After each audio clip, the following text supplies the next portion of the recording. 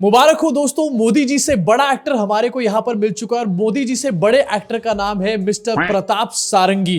कल सुबह से शाम तक इन्होंने इतनी बढ़िया एक्टिंग करी, ऐसा लग रहा है मुझे तो कि अगली बार यही प्रधानमंत्री बनने वाले। आपको दिखाना चाहता हूं कि स्क्रीन के ऊपर ये वीडियो चल रहा होगा जहां पर इनके सर के ऊपर पट्टी का जो साइज है वो देख रहे हो। ऐसा लग रहा है दिन पर दिन पट्टी का साइज बढ़ता चला जा रहा है यहां पर, और इनसे बार बार मुलाकात भी करी जा रही है। आके अलग अलग लोग मुलाकात कर रहे हैं। वैसे तो कहा जा रहा है कि आईसीयू में भर्ती है, लेकिन आईसीयू में लोगों का तांता ऐसे लगा हुआ है जैसे आईसीयू ना हो बल्कि कोई जनता दरबार का पंडाल हो। यहां पे आपको दिखाना चाहता हूं कि स्क्रीन के ऊपर सुबह 12 बजे इनके सर पे एक छोटी सी चोट थी, आपको कहीं पर भी पट्टी नजर नहीं आ रही होगी। उसके बाद दोपहर 1 बजे एक छोटी सी पट्टी, जितनी बड़ी चोट है उतनी बड़ी पट्टी हमारे को नजर आ रही है।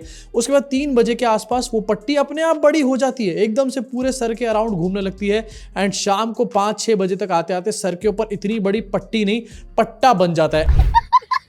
मतलब चोट का साइज छोटा सा चिन्नू सा यहां पर है, लेकिन उसके लिए पूरे सर के ऊपर यहां पर पट्टा ऐसे बांधा हुआ, ये दिखाने के लिए कि भैया बहुत चोट लगी हमारे सारंगी जी को। और यकीन मानो अगर मिस्टर सारंगी को 2-3 दिन इन्होंने हॉस्पिटल में रख दिया ना, तो इस आदमी को ये मिस्र का मम्मी बना करके रख देंगे। पूरे शरीर के ऊपर पट्टियां बंधी होंगी। इसके साथ मैं आपको दिखाना चाहता हूं ऐसी छोटी मोटी एक्टिंग नहीं करी है मोदी जी, तो छोटे लेवल के एक्टर है। इसके सामने आपको दिखाता हूं कि स्क्रीन के ऊपर इनसे डॉक्टर्स मिलने आए, डॉक्टर्स ने इनके साथ तस्वीर खिंचवाई एंड उसमें से कुछ डॉक्टर्स यहां पर हंस भी रहे। इतने सीरियस मैटर के ऊपर डॉक्टर्स हंस रहे हैं। पहली बात तो यहां पर ही साफ समझ में आ जाता है कि चीचा की स्क्रिप्ट है जो पूरी तरीके से चीचा हो चुकी है।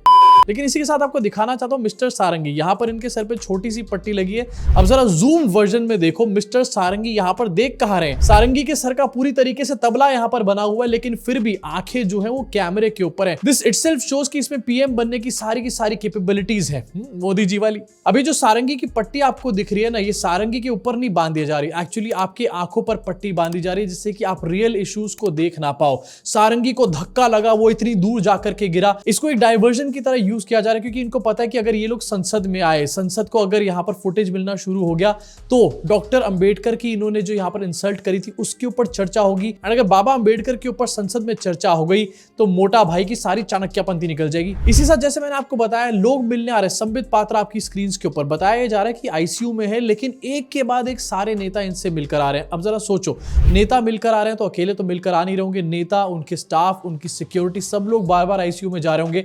ऐसे में क्या और आईसीयू के पेशेंट्स डिस्टर्ब नहीं हो रहे होंगे?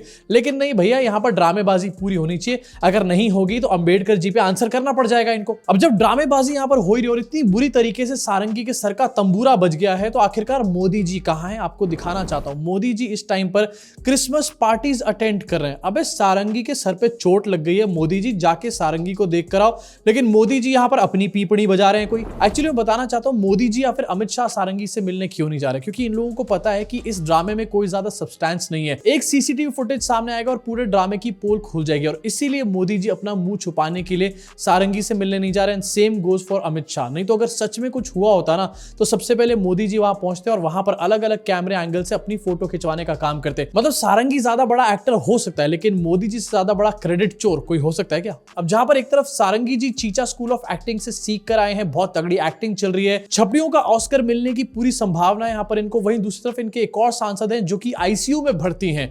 इनका नाम है मुकेश राजपूत। आपको दिखाना चाहता हूं मुकेश राजपूत ने यहां पर ज्यादा अच्छी एक्टिंग नहीं करी। पहले मोदी जी से इन्होंने फोन पर बात करी, उसके बाद इनको ऐसे दिखाया गया जैसे पता नहीं बहुत सीरियस हो गए। सर ठीक है, अभी भी चक्कर सा आ रहा है, घबराहट सी हो रही है। नहीं, पूरी केयर करना, जल्दी बिल्कुल मत करना और सारी ट्रीटमेंट लेना। ठीक है सर, ठीक है सर।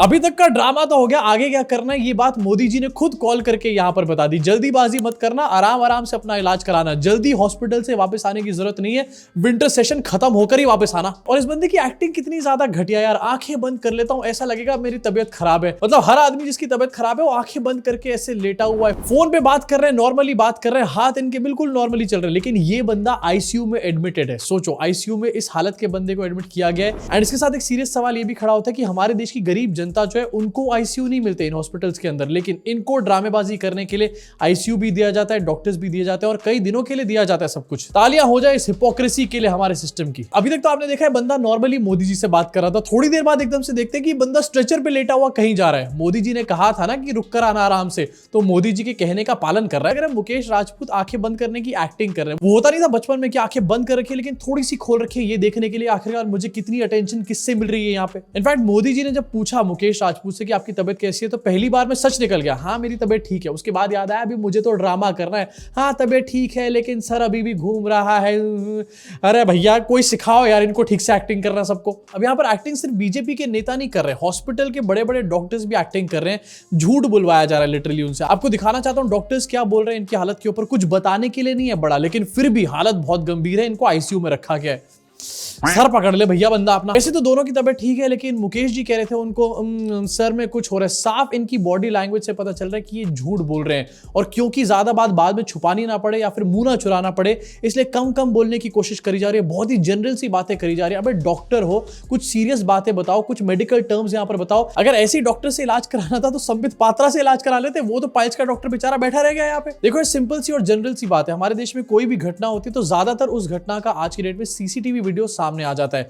आखिरकार इसका सीसीटीवी वीडियो कहां है? और यही बात यहां पर राहुल गांधी भी बोल रहे हैं। कल प्रेस कॉन्फ्रेंस उन्होंने करी, मीडिया ने जब उनसे पूछा तो उन्होंने इसी बात का जवाब दिया।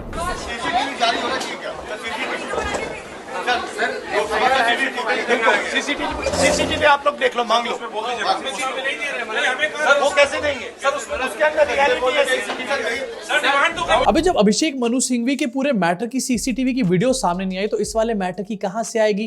कोई भी सीसीटीवी वीडियो सामने नहीं आने वाली, और 4 दिन के बाद इस मैटर के बारे में कोई बात नहीं करेगा, ठीक अभिषेक मनु सिंघवी के मैटर की तरह। एंड हेंस प्रूफ की जो पट्टी है ये सारंगी के ऊपर नहीं बांधी जा रही है सर के, ये आपकी आंखों पे बांधी जा रही है। फिर से बता रहा हूं आपको बेवकूफ बनाने के लिए। फिर कितनी भी कोशिश कर लो, देश की जनता एक एक्सटेंट के बाद बेवकूफ नहीं बनती है, लेकिन बीजेपी के लोग बेवकूफ बनते रहते हैं। आपको दिखाना चाहता हूं, कल ये बाहर जब प्रोटेस्ट कर रहे थे तो बीजेपी के एक चूजे की सोशल मीडिया पे वीडियो काफी ज्यादा वायरल हुई। इनसे पूछा गया कि आखिरकार आप प्रोटेस्ट क्यों कर रहे हो? भाई साहब बता नहीं पाए वहां पे। विरोध प्रदर्शन कर रहे हैं आप लोग जी। क्या हो गया, क्या अपमान कर दिया राहुल गांधी? भाई बाबा साहब के प्रति जो बोला है उसको तो छोड़ना चाहिए भारत, और अपने स्टेटमेंट वापस लेनी चाहिए। क्या बोला? जो बाबा साहब के खिलाफ बोला किसने? राहुल गांधी ने। क्या बोला? हमेशा को बता भाई क्या बोला? उन्होंने बोला है हमेशा इस्तीफा दो, तो इस्तीफा देने के लिए वो कौन सा वो मालिक है देश का? हम लोग युवा मोर्चा के जो टीम है आई है, उनके जो संविधान के बारे में बार बार वो गलत बोले जा रहे हैं कि भाई बोल रहे हैं। अमित शाह जी ने भी वो बोला था। अभी तो हम लोग आंदोलन में, अभी आंदोलन कर लेते हैं, इसके बाद मैं जानना चाह रहा हूँ क्यों कर रहे हैं प्रदर्शन? क्या बोल दिया राहुल गांधी ने? क्या अपमान कर दिया? देश सब कुछ विकास के राह पे चल रहा है, इसके बावजूद भी अपमान राहुल गांधी ने क्या किया? राहुल गांधी जी कह रहे हैं बार बार। वीडियो अच्छी खासी नॉर्मली चल रही थी। ब्लैक जैकेट वाले अंकल यहाँ पर आंसर करने की कोशिश कर रहे थे, लेकिन ये जो पिंक कुर्ते पे पीछे से आया ना, इसने जो किया इसको कहते हैं उड़ता हुआ तीर लेना। भाई को पता नहीं था क्या बोलना है, लेकिन इसको लगा अरे मीडिया वाले बाइट लेने आए, मैं भी यहाँ पर मीडिया में आऊंगा, अपनी इमेज चमकाऊंगा। मतलब ये चोमुओं की टोली यहाँ पर प्रोटेस्ट कर रही है, लेकिन इनको यही नहीं पता कि ये प्रोटेस्ट क्यों कर रहे हैं। अपमान किया गया, लेकिन क्या अपमान किया है किसी को कुछ नहीं पता। ये है बीजेपी के लोग जो मांग रहे बाबा साहब अंबेडकर के लिए इंसाफ। ऐसे इंसाफ मांगेंगे बिना किसी बात के पता हुए। कांग्रेस के पूर्वजों ने हम अंबेडकर जी के साथ दुर्व्यवहार किया, उनको आगे आने नहीं दिया, उनका सम्मान नहीं किया, उनके बारे में उन्होंने बताया। क्या क्या अपमान किया? थोड़ा बताइए। बहुत कुछ अपमान किया, उनको आगे आने नहीं दिया, उनको बताइए क्या अपमान? उनको आगे नहीं आने दिया। कहाँ से आगे? सम्मान नहीं किया।